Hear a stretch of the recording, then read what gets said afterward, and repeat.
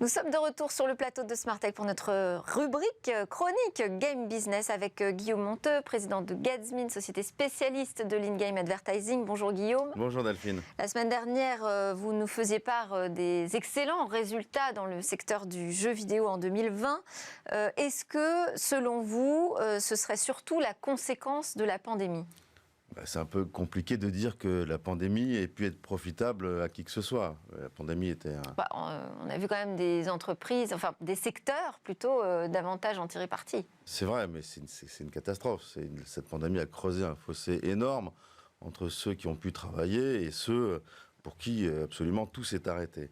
Alors c'est vrai que le jeu vidéo, la télévision, Internet sont des divertissements de masse et comme il y a eu énormément de personnes qui ont eu plus de temps, ça a pu bénéficier au secteur du jeu vidéo et plus particulièrement aux éditeurs.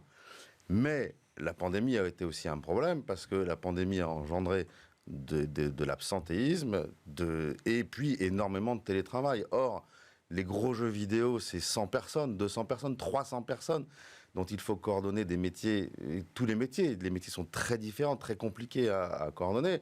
Donc cette pandémie a compliqué, entre guillemets, l'accouchement, si je peux dire, des différents jeux vidéo. Et donc les éditeurs ont été nombreux à annoncer des retards dans la mise sur le marché de leurs jeux. Pareil pour la PS5. On dit qu'il y a une pénurie de PS5 à cause des composants. Ces composants seraient aussi dus, manquants seraient aussi dus au fait qu'il n'y a pas assez de personnes, effectivement, pour les produire et pour les manufacturer. Mais moi, j'ai déjà eu l'occasion de le dire, je le répète, je pense que la pandémie a été un révélateur de la bonne santé du secteur, et en aucun cas, cette bonne santé est pour moi un phénomène structurel. Moi, je ne vois pas du tout de phénomène de saturation dans le domaine du jeu vidéo. Bon, alors on va continuer donc à célébrer cette bonne santé du secteur. Guillaume, vous vouliez nous parler des résultats de Bandai. Oui, Bandai Namco, un groupe japonais qu'on connaît très bien, d'abord parce que c'est l'éditeur de la franchise internationale, interplanétaire, universelle, qui est Pac-Man. Vous le connaissez très bien, William Lénergie aussi connaît bien ce personnage rond comme un ballon et même plus jaune qu'un citron, c'est dire. L'éditeur fait 5,6 milliards d'euros de chiffre d'affaires et 639 millions d'euros de bénéfices opérationnels. Je vous laisse calculer aussi l'excellente rentabilité de Bandai Namco. Alors, Bandai Namco, ce sont des franchises outre Pac-Man aussi très fortes, comme Tekken, comme Dragon Ball Z, comme Little Nightmares, l'excellent Ridge Racer, qui a été le meilleur jeu de course du monde à un moment donné, Dark Souls, bref, des jeux très japonisants dans leur direction artistique. Bandai Namco, c'est aussi un groupe un peu bicéphale, particulier aussi, de ce point de vue-là. Namco, plutôt jeu vidéo, Bandai plutôt jouet physique. Voilà.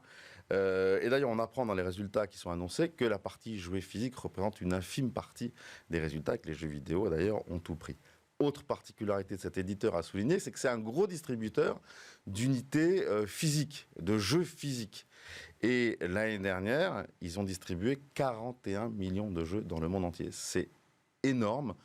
Il faisait normalement, enfin en vitesse de croisière, aux alentours de 30. Alors il y a eu le phénomène... Donc de jeux vidéo phisiques, puisqu'on parlait des jouets physiques, là on parle de jeux vidéo physiques. Absolument. Ils ont distribué le jeu vidéo physique Cyberpunk, Furious Cyberpunk, dont on a déjà parlé ici, à 13 millions d'exemplaires. Mais l'année prochaine, ils prévoient tout de même, sans Cyberpunk, de distribuer plus de 35 millions d'unités. Donc là aussi, on voit que le phénomène jeu vidéo et résultat n'est pas prêt de s'essouffler. Le futur du studio, c'est les franchises qui arrivent, avec Scarlet Nexus, Tales of Arise, Guilty Gear Strive, bref, tous les amoureux des jeux japonisants, dont d'ailleurs notre ami Marwan Elfites, vont se régaler. De Station F, tout à fait. Alors, on change de sujet, mais on reste dans l'actu du jeu, et bien évidemment, avec le procès qui oppose Apple à Epic Games. On en a déjà parlé, on en est où, là, à l'instant T, de ce feuilleton ? Écoutez, le verdict va être rendu dans quelques mois par la juge Yvonne Gonzalez-Rogers.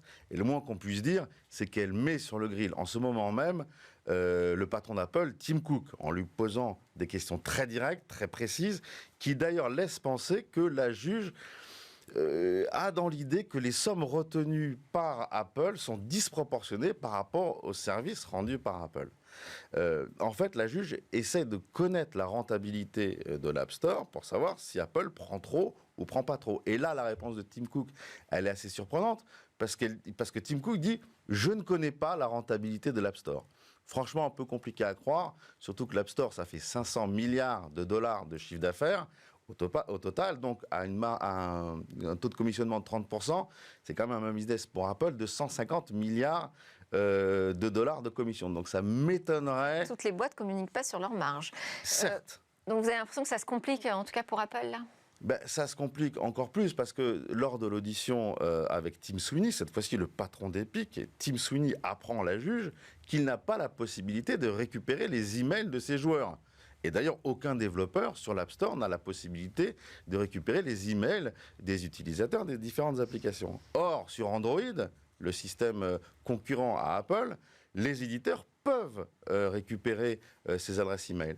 Et donc là, la juge aussi a laissé entendre que ça pourrait être une pratique anticoncurrentielle de la part d'Apple. Donc, ce qui est clair, c'est que les débats deviennent très techniques, se complexifient et peuvent potentiellement aboutir à un changement radical entre de la relation entre tous ceux qui utilisent les technologies d'Apple, et ça fait quand même du monde parce qu'il y a plus d'1 milliard de personnes qui ont un iPhone.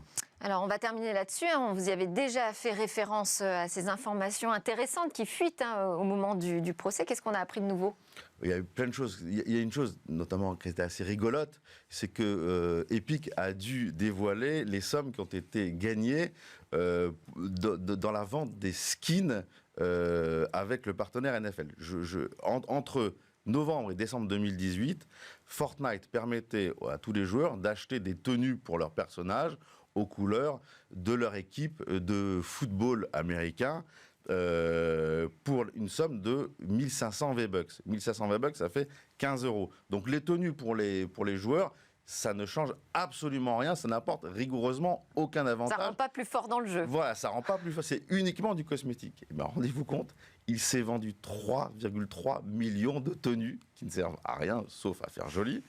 Et ça a été un business de 50 millions de dollars à se partager entre Fortnite et NFL. On comprend mieux pourquoi les deux acteurs ont renouvelé le partenariat en 2020. Et là, on ne sait pas combien ça a rapporté. En effet, on comprend mieux. Merci beaucoup, Guillaume Monteux, président de Gatsby. Alors, on va terminer Smart Tech avec la découverte d'un nouveau projet d'avion supersonique.